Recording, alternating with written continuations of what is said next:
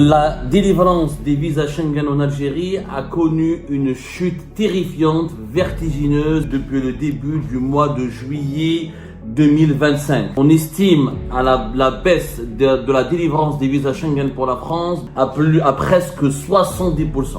Une baisse de presque 70%, ce qui est énorme.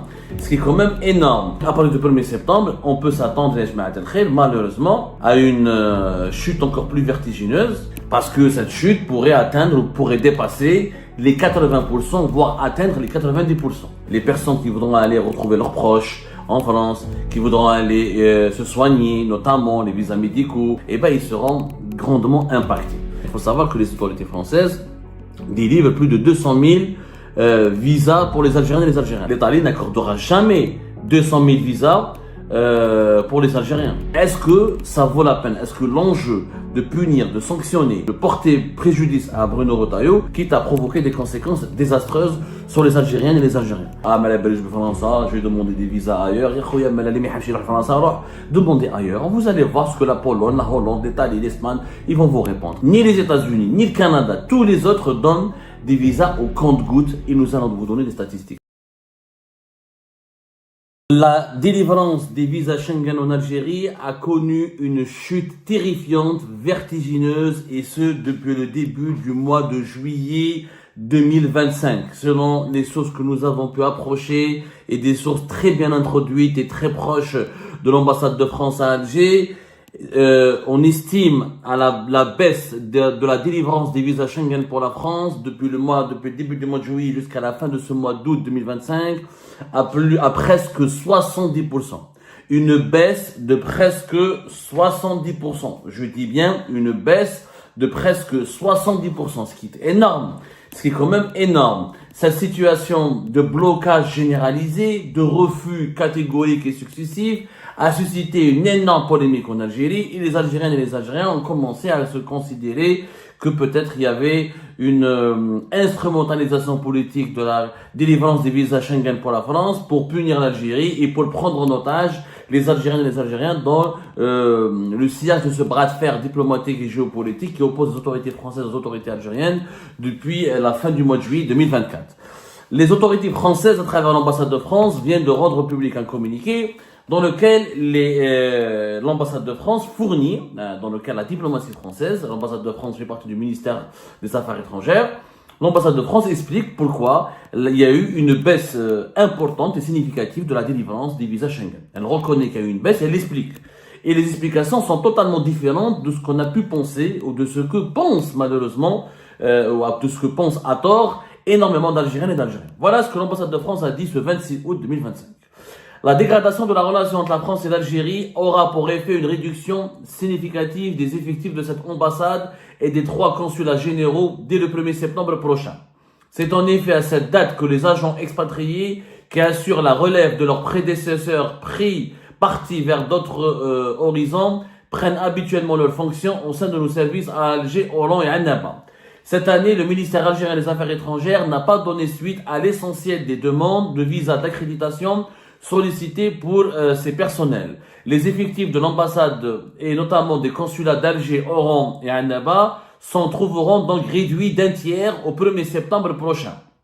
Cette situation aura notamment pour conséquence une capacité limitée à instruire les demandes de visa pour la France. Tant que durera cette situation, le nombre de rendez-vous disponibles auprès de notre prestataire Capago, chargé de recevoir les demandes de visa instruites par nos consulats, devra donc être réduit afin de maintenir la délivrance des visas dans des délais aussi raisonnables que possible. Dans ce nouveau contexte, les consulats d'Alger, d'Oran et Annaba sont en train de se réorganiser pour accorder la priorité aux services aux Français, aux demandes de renouvellement des visas et aux demandes de visas d'études en France. Les explications sur le plan technique ne sont pas politiques. Et on peut leur reprocher ces explications d'être incomplètes, mais elles sont en tout cas plus ou moins précises. L'ambassade de France donc affirme que les services de délivrance de visas il y a les services visa, le service d'études, de contrôle et de délivrance des visas Schengen et de validation des dossiers qui sont transmis par le prestataire privé vers les services du consulat de France à Alger, Oran et Annaba. Les personnels, c'est-à-dire les diplomates qui travaillent, les diplomates français qui travaillent au niveau des services visa, déjà leur nombre a été réduit à cause de la crise politique et diplomatique parce que l'Algérie a déjà refusé d'accréditer un certain nombre de ces diplomates qui devaient occuper des postes à Alger ou à Oran et Annaba. Pourquoi? Parce que les services visa de l'ambassade de France relèvent notamment du ministère français de l'Intérieur. Il y a des fonctionnaires qui sont dépêchés par le ministère français de l'Intérieur. Certains travaillent pour la DGSI, la Direction Générale de la Sécurité Intérieure. Et le ministère français de l'Intérieur a pour compétence et pour mission de collaborer avec le ministère français des Affaires étrangères pour disposer de ses propres relais au sein des ambassades concernant le contrôle, la gestion des demandes de visa Schengen pour la France, l'étude des dossiers, leur validation et enfin la délivrance. C'est un processus qui n'est pas décidé à 100% par le ministère français des Affaires étrangères. Il y a aussi une partie de ce processus qui est contrôlée, qui est validée par le ministère français de l'Intérieur. Comme le ministre français de l'Intérieur, c'est Bruno Retailleau, il est déclaré l'ennemi public de l'Algérie et que l'Algérie, le régime algérien, en tout cas les autorités algériennes sont en guerre froide, plus que froide, une guerre ouverte contre Bruno Retailleau. Tous les fonctionnaires français qui devaient venir à Alger ou à Oran, à Annaba, pour travailler dans les services consulaires français et qui sont rattachés au ministère français de l'Intérieur, l'Algérie a refusé de les accréditer. En plus de cela, il y a déjà le nombre, il faut savoir que déjà le nombre du personnel qui travaille pour les services consulaires français a été réduit à cause de cette crise qui a l'Algérie au mois de mars, au mois d'avril, comme au mois de juin et au mois de mai. À maintes reprises, elle a refusé d'accréditer ou d'accorder son autorisation pour que des diplomates français, pour que du personnel consulaire rattaché au ministère français de l'Intérieur ne puisse venir en Algérie. Le 1er septembre, cette situation va s'aggraver parce que le dit l'ambassade de France, il y aura un certain nombre de personnels qui devra être remplacés parce que c'est une tournante, ils vont changer de poste et il faudra les remplacer. Donc, leur remplacement nécessite la nomination de nouveaux fonctionnaires dans leur poste. Ces nouveaux fonctionnaires, l'Algérie refuse de les accréditer, comme pour les fonctionnaires qui n'ont pas été accrédités auparavant au mois de juin et au mois de mai, parce qu'ils sont rattachés au ministère français de l'Intérieur qui est dirigé par Bruno Retailleau. La position du régime algérien est claire. Tant que Bruno Retailleau est à la tête du ministère français de l'Intérieur, l'Algérie ne donnera aucune accréditation à un fonctionnaire ou à un diplomate français qui est lié de près ou de loin au département ministériel de Bruno Retailleau. La conséquence, c'est quoi? C'est la chute vertigineuse de la délivrance des taux de visa. Il faut savoir qu'entre le mois de juillet et le mois d'août, déjà, la délivrance, selon les sources proches bien introduites dans l'ambassade de France, de presque 70%. Le nombre de visas qui ont été accordés a chuté de presque 70% durant ces 2 mois, juillet et août, par rapport à la même période en 2025. Donc, à partir du 1er septembre, on peut s'attendre, malheureusement, à une chute encore plus vertigineuse, et ce qui est d'ailleurs plus inquiétant, parce que cette chute pourrait atteindre ou pourrait dépasser les 80%, voire atteindre les 90%. L'ambassade de France a expliqué dans son communiqué qu'elle va accorder la priorité au renouvellement des visas qui ont été déjà accordés et par exemple aux visas, aux procédures de regroupement familial ou regroupement familiaux qui impliquent, qui sont demandés par des conjoints de Français. En plus, les quelques 30 000 Français qui vivent en Algérie ont besoin d'être pris en charge, leurs besoins administratifs devront être pris en charge par les services consulaires. En plus, les visas d'études, ce qui est une bonne nouvelle, les visas d'études ne seront pas touchés par ces mesures drastiques ou par ces mesures de réduction drastique significative. La France ne veut pas donc sanctionner les étudiants algériens pour une raison très simple. La France, elle est pragmatique, elle a besoin des étudiants algériens. Elle ne le fait pas pour leurs beaux yeux parce que les étudiants algériens, il y a plein de cerveaux, il y a plein de compétences. Ils vont aller en France, ils vont s'installer ils vont étudier dans les universités françaises. Et la France, elle sait très bien qu'entre 60 à 70%, si ce n'est pas plus, les étudiants algériens qui viennent quand ils viennent en France, ils ne retournent pas en Algérie. Et parmi, ils sont tous pas des cerveaux. On a plus de 30 000 étudiants algériens en France. Ils ne sont pas tous des cerveaux, mais il y en a au moins la moitié d'entre eux qui ont des profils scientifiques, des profils techniques, que l'économie française va récupérer, va exploiter pour ses propres besoins de développement. Donc les Français ne veulent surtout pas bloquer les visas d'études. Ce qui est une bonne nouvelle. Pourquoi? Parce que Emmanuel Macron, dans sa lettre du 6 août 2025, quand il a demandé au gouvernement des sanctions supplémentaires contre les autorités algériennes et l'Algérie à cause de ce conflit diplomatique et politique, il a demandé la suspension des visas long séjour, des fameux visas D. Les visas long séjour, nous avons les visas de regroupement familiaux, nous avons les visas d'artistes et d'installation pour les salariés, et nous avons les visas étudiants. Donc les visas étudiants, bonne nouvelle, la France ne va pas les bloquer. Et c'est encore une fois, la France, elle est pragmatique.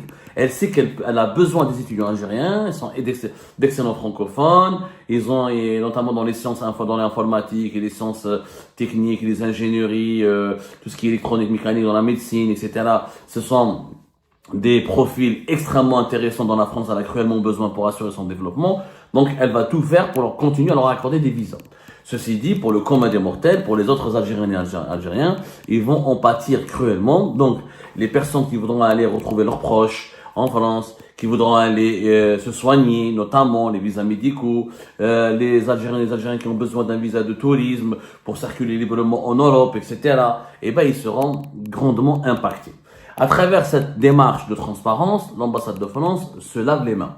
Elle accuse, elle dit que voilà, parce que la France, elle est dans une posture délicate. Elle est accusée par plusieurs lobbies algériens ou plusieurs parties prenantes, par des partis algériens soupçonnent la France d'instrumentaliser, d'utiliser la question des visas dans ce bras de fer géopolitique et diplomatique avec l'Algérie.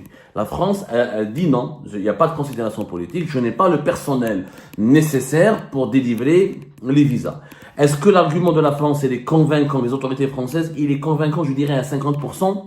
Je pense que les autorités françaises ont quand même utilisé l'arme des visas, ils le disent, concernant les familles des dirigeants, concernant certaines catégories de la population algérienne, etc., concernant les personnes liées au régime algérien, il y a eu des sanctions en utilisant les visas. Ça existe. Sauf que la France n'a pas envie de sanctionner toute la population algérienne. Il faut savoir que les autorités françaises délivrent plus de 200 000 visas pour les Algériens et les Algériens. Les Algériens et les Algériens font partie parmi les 4 grands pays demandeurs et consommateurs de visas Schengen pour la France, avec la Russie, surtout l'Inde, la Chine, la Turquie et le Maroc. On est parmi les 4. À chaque fois, il y a des années on est classé 3e et des années on est classé 4e. Selon le classement, on trouve les Turcs, les Chinois et les Marocains. Donc, c'est quand même la grande porte de sortie ou la grande ouverture sur le monde pour les Algériens et les Algériens, c'est les visas Schengen pour la France. Les dirigeants algériens ont adopté une stratégie machiavélique pour contrecarrer les sanctions et l'arme des visas, pour contrecarrer les conséquences de l'utilisation de l'arme des visas par la France. Ils disent que c'est l'Italie qui leur accorde des visas. Ça reste à démontrer. L'Italie accorde des visas, mais de court séjour, mais elle accorde des visas qu'aux dirigeants, notamment les dirigeants de premier rang. Pas tous les fonctionnaires algériens. Le peuple, la population algérienne, elle me cache. L'Italie n'accordera jamais 200 000 visas pour les Algériens. Elle le fera jamais pour une raison très simple, c'est que l'Italie actuelle a une politique de lutte contre l'immigration et que l'immigration algérienne n'est pas du tout souhaitable, ni jugée intéressante, ni acceptée en Italie. Les Algériens ne fréquentent pas beaucoup l'Italie. Alors, en 2024, 250 000 visas ont été accordés aux ressortissants algériens. Une augmentation de 19,3% par rapport à 2023. L'Italie ne va jamais accorder 250 000 parce qu'il n'y a pas de motif. Il n'y a pas une grande communauté algérienne en Italie. Les Algériens et les Algériens ne maîtrisent pas l'italien. Quand ils veulent étudier, ils partent en France, non pas en Italie. Quand ils veulent rendre visite à des proches, leurs proches habitent en France, ils n'habitent pas en Italie. Et je rappelle que depuis le 6 août 2025, les autorités françaises, à travers le ministère de l'Intérieur, sur demande d'Emmanuel Macron, vont enclencher un mécanisme qui réglemente, qui régit le fonctionnement de l'espace Schengen et qui permet à la France d'exiger aux autres pays européens de ne pas accorder des visas à certains Algériens et Algériens sans demander l'aval et le feu vert de la France, parce que ce sont des personnes qui sont inscrites sur des listes d'entités, d'individus sanctionnés et interdits d'entrer sur le territoire français et sur le territoire européen. Donc ça va être très compliqué de dire que l'Italie va supplanter la France. On vous fera cette émission, chiffre à l'appui. L'Italie ne va jamais, ni l'Italie ni l'Espagne, qui sont deux pays qui souffrent déjà de l'immigration clandestine maghrébine, notamment algérienne, ils ne vont jamais s'aventurer à accorder 200 000. Il n'y a pas de lien humain, ni de lien économique très fort, ni de lien politique, ni de lien culturel ou linguistique suffisamment fort pour justifier la délivrance de plus de 200 000 visas aux Algériens par l'Italie et par l'Espagne. Donc, il y aura des milliers d'Algériens qui sont pris en otage par ce conflit. La France, elle dit que c'est pas de ma faute, globalement. C'est que moi, je veux bien donner des visas encore, mais c'est pas de ma faute. C'est le gouvernement algérien qui refuse d'accréditer le personnel diplomatique, administratif dont mes consulats ont besoin à Oran, à Alger, à Annaba, pour assurer le fonctionnement du service de délivrance des visas Schengen, du contrôle et des vérifications et d'études des demandes de visa Schengen pour la France. Là, on attend maintenant la réponse de l'Algérie. Qu'est-ce qu'elle va dire l'Algérie? Je pense pas que les Algériens va répondre parce que l'Algérie va essayer de bomber le torse et les autorités algériennes vont essayer de nous faire croire que on n'a pas besoin de visa Schengen pour la France, que il n'y a pas que la France dans l'espace Schengen. Sauf que malheureusement la population, elle n'est pas du tout sur la même longueur d'onde que ses dirigeants. La population algérienne a des liens, encore une fois, profonds, historiques, démographiques, humains et culturels. Il y a des familles entières, il y a des binationaux, il y a des mariages, il y a énormément, il y a rien que les résidents algériens en France, qui sont nés en Algérie, qui vivent en France, sont plus de 700 000, plus de 800 000. Vous imaginez, si on doit compter tous les franco-algériens, etc., on est à 5 millions de personnes qui ont une relation directe ou indirecte avec l'Algérie qui vivent en France. Ces gens-là ont des parents en Algérie, leurs parents veulent venir. Il y a des Algériens qui se soignent en France parce que c'est plus facile pour eux d'aller se soigner en France parce que c'est beaucoup moins cher. C'est beaucoup plus facile que d'aller se soigner. Ça coûte beaucoup plus cher de se soigner dans un autre pays européen, dans un autre pays anglo-saxon. Donc, les Algériens sont pris en otage. C'est une prise d'otage par ce conflit géopolitique qui n'a aucun sens.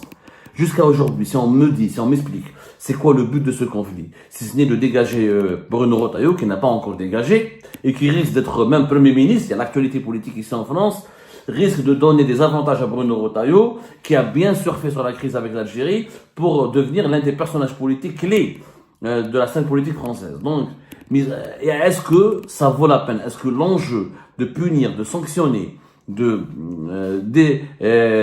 comment dirais-je, de porter préjudice à Bruno Retailleau, est-ce que cet enjeu mériterait qu'on paralyse toutes les relations franco-algériennes ou les relations avec un partenaire important qui est la France, quitte à provoquer des conséquences désastreuses sur les Algériennes et les Algériens? Bon, c'est une analyse rationnelle, factuelle. Moi, je rentre pas dans l'émotion, parce que certains de nos compatriotes disent, ah, mais je vais faire ça, je vais demander des visas ailleurs.